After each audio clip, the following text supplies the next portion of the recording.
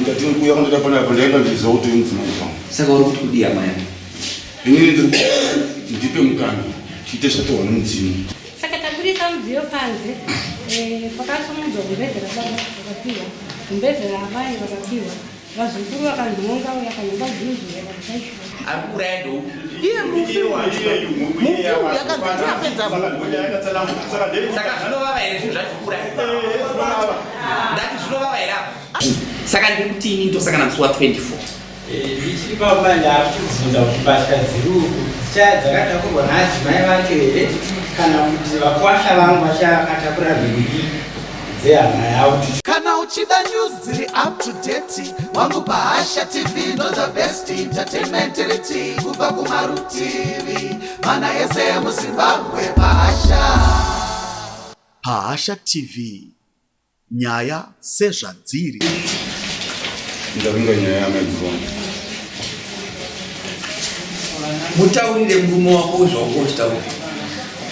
Chatini. Kufa kwakaita kukoma wawa kana kugasa maoko. Asi ndikutoshamisa kuti kana kuti kwese kwandakaitwa nevana kuti ndiri ngomwa ngandibve pamba chichito gumura zvese hapana kana chaakuzvisha kuti wada kutaura. Mudzimu wako kati musagwembati. Imi michibva ipano nokuti ava varambira mombe. Ava vasikuzviziva. Dedi, ndikutaura namama yako. Ndiri murume wavo chaiwo. Ndizvazvoresa havana kana nguva yekuwani. Ivo havana nguva yekubata maoko. Ndangona tirango zvokukota. Amusiri Levias chaipo. Ndechapeta ndiri baba kenya. Makadedza munyina wangu anditi. Nyanga aripo kana. Ndiyanga kupana. Ayo Jaiso.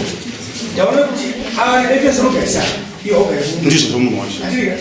Vakasubisa vakatadza vese wauya unodzomusha kuba zvagovewa ndikupanza munhu. Ndonya wavenga munhu. Taura tidzo munhu wakati. Siyana nowe ndokunyora. Taura namama. Akunyenya. Ndati kuya kwandira pana pandaenda ndizauti mfuna kufa. Saka uri kudia maya. Inini ndipe mukana. Chite chatowana mudzimu. Mombe yomira ndiye mufoma kuti ndangu yomira. Chita zvadakawana mudzimu. Maprofita takazama. Kubva chitanga kuchigundura chatanga kukura ndeke 5 varunguparara. Ndandiri pa number 27 I'm now number 2. Saka chaiura vanhu ndichakuda chitara kuti no ndiri perekedzwa zvinoenda vakatava. Kunyepa. Azvirizo. Mudzimu unoya kutanangira zvitumba yangu mwana musikana kutanangira zvitumba zvababa. Alright. Saka iwo apo wapa kugara. Mudzimu unoya panha. Chirezi. Ndoko wapa. Ndoko ndabva izvozvo. Kugadzira musha. Vakatoti hatichakwanisa kuenda kunyaya dzako ndedzako idzi hatichazvikwanisa. Ndakaenda kukoti navo vakaita kutaura nemukoti kwati vada kusha. Ini ndiriko. Nhasi unoda kutaura nekuda uyefu ari kumushoro. Apa ndine munhu wemusha. Iwe wauya kumukadzi wako nhasi. Ndauya kwa. Mukadzi wako here shuwa. Asati amukadzi wangu. Vomira. Asati amukadzi wangu hatichikuwirira. Hatichingowirira mukadzi wangu. Uko wapinda Mugumbeze. Ndenda tononoka.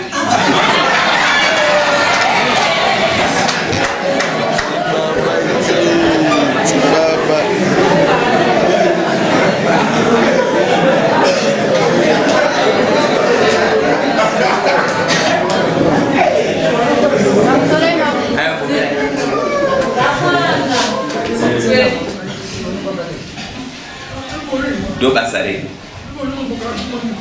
Pana panoitwa zvese tenge tiri munenge muri kuinduction.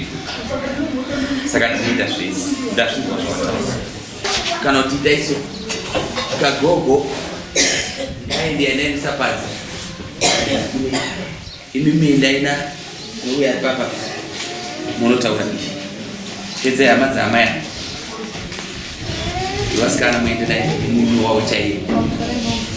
Inini pandikutaura kuti patakatadza kumirira nepakuti vari kuti mudzimu vakati urikuda mombe. Ini ndikati kwete mombe idzi inini dzinotochengeta inini.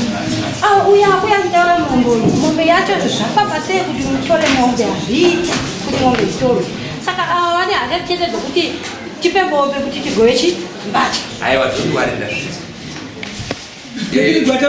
uya apedza achiti ine mutaura nyaya yevanhu vandaenda iwe kuramba murume sei? Dai. Ungara pachena nemunda wako.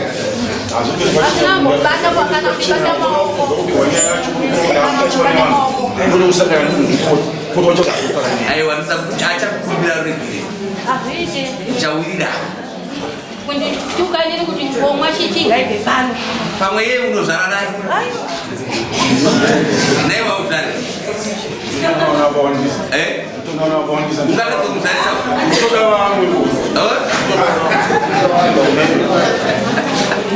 Udava kuna iye. Mshochena mtofana. Kuda ng'ombe kwa ndini. Wopo wadava mwana kuna iye. Kata fight. Ngama ngana tifu. Mshowatopela mambo. Akusina mambo. Kuda 27 hapa number 2. Asikweka kuti aitendera kunanga kuma profita chief kuramba. Chazo kuda mukati muza kuti ndino zvinhu zvangu zvokupedza vanhu munechi. Sisai mumba apa ndikupereke kwa inu. Kunyepa. Kunyepa. Saka tomuda zvakuda. Aiwa ndashinze. Chakuta kutaura. Ibodzoka pazvinatanda kuda. Ogara mashoro chapata pazvura maisi. Right?